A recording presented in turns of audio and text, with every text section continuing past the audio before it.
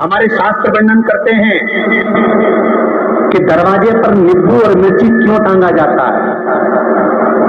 दुकान के बाहर, घर के बाहर नींबू मिर्ची क्यों टांगते हैं?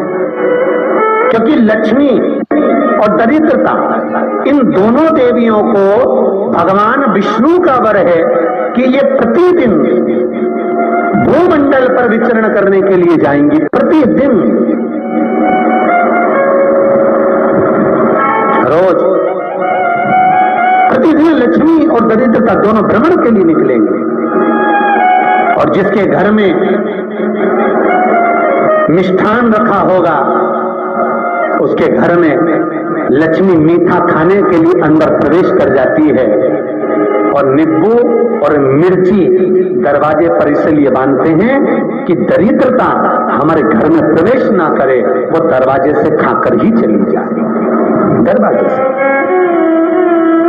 एक बात बहुत ध्यान रखना, जिसके घर में फ्रिज में, डलिया में या रसोई घर में नींबू और मिर्ची ये दोनों एक ही जगह रखे रहते हैं, उसके घर में कभी शांति नहीं रहती। सास बहू का, ननद भाभी का, भाई भाई का, परिवार में कुछ ना कुछ क्लेश जरूर ही होगा। 4 दिन अगर अच्छे निकल गए तो 5वें दिन क्लेश का जाएगा। 5 दिन अच्छे निकल गए, 6वां दिन क्लेश का जाएगा। कुछ ना कुछ, एक जरा सी कटोरी पड़ी है उसके पीछे विवाद चालू हो जाएगा, जरा सा पानी ढल गया उसके पीछे विवाद चालू हो जाएगा, बेडशीट बदल रहा था उसके पीछे विवाद चालू हो जाएगा, पति कक्ष में आया विवाद चालू हो जाएगा। तुमने एक शब्द कहा, कोई लड़ाई की बात नहीं करी, फिर भी विवाद चालू हो जाएगा। समझ लेना कि घर के रसोई घर में या फ्रिज में नींबू और मिर्ची साथ रखा हुआ तो वो क्लेश तो देगा ही। पंडितों से पूछोगे, ज्योतिषाचार्यों से पूछोगे, वो कहेंगे मोती पिना दो। कोई कहेगा पितृदोष हो गया, कोई कहेगा कालसर्प दोष हो गया, कोई कहेगा वास्तु दोष हो गया। पर कोई आपको ये नहीं बताएंगे कि नींबू और मिर्ची एक डलिया में रखा हुआ है। ये हमारा वेद, हमारा शास्त्र बताएगा कि नींबू और मिर्ची ये दरिद्रता देवी को प्रिय है, और जहां नींबू और मिर्ची साथ रखा वहां दरिद्रता प्रवेश कर जाती है, और दरिद्रता गई तो वो क्लेश उत्पन्न करती है, जिससे इसके घर में सुख ना रहे। सुख नहीं रहेगा तो लक्ष्मी नहीं रहेगी, दरिद्रता उसके घर में आराम से रह सकती है।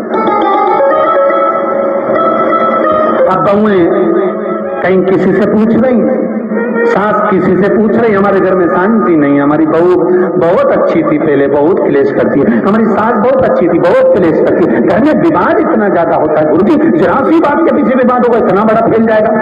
पति पत्नी में जरा सी बात होगी इतना बड़ा फैलाना हो जाएगा। बच्चों को थोड़ा सा समझाओ इतना बड़ा फैलाना हो जाएगा। कारण क्या है? उसका कारण है तुम्हारे घर में जरूर एक डलिया के अंदर नींबू और मिर्ची या फ्रिज के एक बॉक्स के अंदर नींबू और मिर्ची रखा हुआ है। उसका क्लेश तुम्हारे यार रहेगा ही, सदा रहेगा। इसलिए महाराज नींबू मिर्ची दरवाजे पर टांगा जाता है, बाहर संग नहीं, बाहर हो जाए। एक बात बहुत सुंदर है, जैसे दूध और दही दोनों एक ही झोले में, एक ही बैग में, एक कैरी बैग के अंदर दूध और दही अलग अलग पॉलिथीन में बंधे हुए हैं, अलग अलग डोलची में, अलग अलग डब्बे में रखे हुए हैं। एक व्यक्ति एक ही बैग के अंदर दूध और दही ये दोनों चीज अगर लेकर घर के अंदर आता है तो उसके घर में संपदा की तो कमी आती ही है, उसके घर में संपदा टिकती नहीं है। घर में अगर लाख रुपए रखे हैं तो 3 दिन या 4 दिन के अंदर वो पैसा वापस जाना है। दही और दूध अगर एक ही साथ आया है, एक ही व्यक्ति एक ही झोले में, एक ही बैग में, एक ही कैरी बैग में अगर लेकर आया, उसी तरह नींबू और मिर्ची का ही क्रम है महाराज।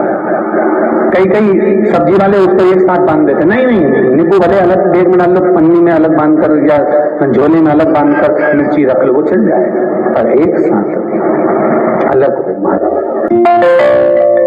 मेरे को मालूम है दरिद्रता कि तेरे को खट्टा और तीखा पसंद है, इसीलिए महाराज हमारे हिंदू धर्म में बेटी की विदाई में 4 चीजें नहीं दी जाती। बेटी की विदाई में 4 चीजें नहीं देते। पहली झाड़ू, दूसरी सुई, तीसरी चलनी और चौथा अचार की बरनी। ये बेटी के कन्यादान में, बेटी की विदाई में नहीं देते। बड़ी दे दो, पापड़ दे दो, ये चल जाएगा, पर बेटी की विदाई में, बेटी के कन्यादान में ना तो झाड़ू जाएगी, ना सुई जाती है, ना चलनी जाती है, ना अचार की बरनी जाती है। और मेरा निवेदन है, अगर बेटी को तुम्हारे घर का, तुम्हारे हाथ का अचार कितना भी पसंद हो और बेटी की मम्मी बना के दे दे, नहीं, मत देना, क्योंकि बेटी तन, मन और धन, ये 3 चीजों से दुखी रहेगी। अगर माँ ने अचार दे दिया तो बेटी के घर में या तो तन से दुखी रहेगी, या मन से दुखी रहेगी, या धन से दुखी रहेगी। बेटी को ये 3 दुख तो रहेंगे ही। कई लोग तो अपनी बहू से कहते हैं, बेटा तू मायके जा रही, तेरी मम्मी के हाथ का अचार अच्छा लगता है, लिया ना बांध के। अब उनको कौन समझाए? तुमने तो कह दिया बांध के लिया ना, पर उसको समझो तो सही, क्यों नहीं लाना है?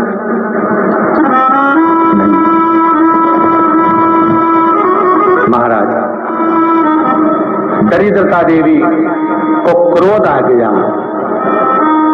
लक्ष्मी जी के साथ नारायण जाने लगे तो लक्ष्मी जी बोली, रुको प्रभु, मेरी बहन पीपल के पेड़ के नीचे बैठी है, आप कृपा करो। भगवान विष्णु ने कहा, सुनो लक्ष्मी, लक्ष्मी और नारायण इस पीपल के वृक्ष के नीचे आकर दरिद्रता देवी से मिले हैं। 7 दिन तक, पूरे सप्ताह पीपल के वृक्ष के नीचे लक्ष्मी और नारायण का वासा होगा। जो पीपल के वृक्ष के नीचे आकर दीप जलाएगा, पूजन करेगा, पाठ करेगा, उसको संपदा की प्राप्ति होगी। इतने में दरिद्रता देवी खड़ी हो गई और दरिद्रता ने कहा, वाह नारायण वाह, क्या बात है आपकी, पीपल के वृक्ष के नीचे तुम मिलने के लिए आए, मैं तो पहले से बैठी थी। 7 दिन तुमने अपने कर लिए, इसमें 1 दिन मेरा होगा। भगवान ने कहा, कौन सा?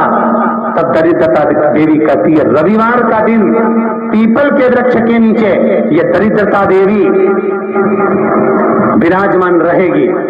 अगर रविवार के दिन कोई पीपल के वृक्ष के नीचे आएगा तो उसके साथ दरिद्रता देवी उसके घर में प्रवेश करेगी। इसलिए शास्त्र रीति में भगवान विष्णु ने उसी समय पलटवार करते हुए कह दिया, अरे ओ दरिद्रता सुन, पीपल के वृक्ष के नीचे अगर कोई रविवार को आया, कोई पूजन की सामग्री लेकर आया, हाथ में कुछ ना कुछ उसके हुआ, खाली हाथ आया, तो तू उसके घर में प्रवेश करेगी। अगर भरा हुआ हाथ रहा तो तू उसके प्रवेश नहीं कर सकती।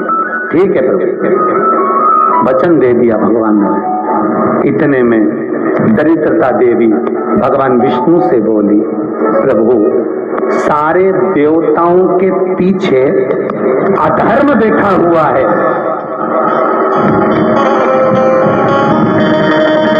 सारे देवताओं के पीछे अधर्म बैठा हुआ है। दुख और दरिद्रता कहां जाकर बैठे हैं, आप स्थान बता दीजिए। आपको अब भी कहा कथा में, इस देवताओं के पीछे, देवियों के पीछे पीठ के भाग में अधर्म का निवास है, आगे धर्म का निवास है। इसलिए मंदिर में अग्रण्य प्रणाम करना चाहिए, आगे की पीछे